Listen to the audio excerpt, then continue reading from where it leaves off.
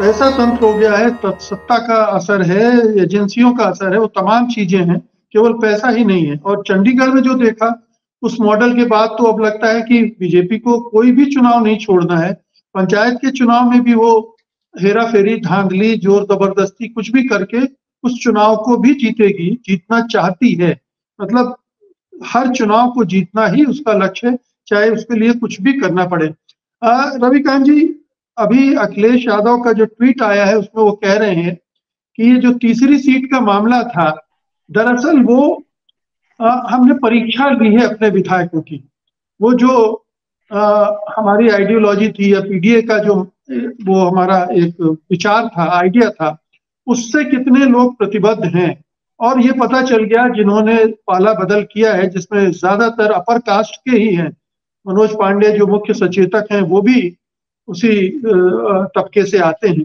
तो क्या ये सचमुच में है या ये अंगूर खट्टे वाला मामला ज्यादा है?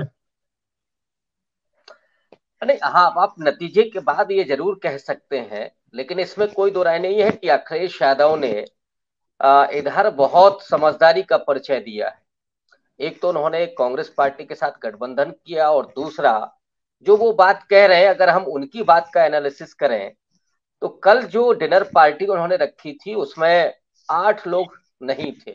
उसमें मनोज पांडे भी थे, राकेश पांडे, विनोद चतुर्वेदी, राकेश प्रताप सिंह, अभय सिंह, ये तमाम लोग नहीं आए थे।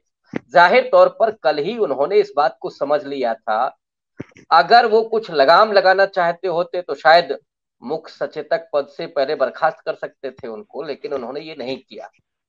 तो निश्चित तौर पर उन्होंने आज एक तरह से वो परीक्षण भी करके देख लिया, और उसमें इस बात का उन्हें यकीन हो गया कि जो वो अपने पिछले चुनाव में भी कर रहे थे, अचानक 22 के इलेक्शन में आखिरी में खास करके ब्राह्मण वोट को आउटरीच करने के लिए उन्होंने परशुराम की मूर्ति लगाने की बात की, फरसा भी उठाया, सब किया, लेकिन चुनाव हारे।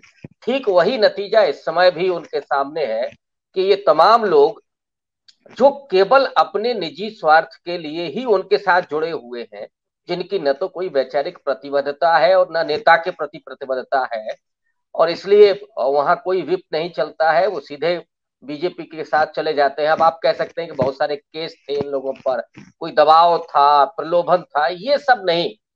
वो सीधे तौर पर अखिलेश यादव के सामने यकीन हो गया उनको कि ये लोग हमारे विचार के साथ नहीं है।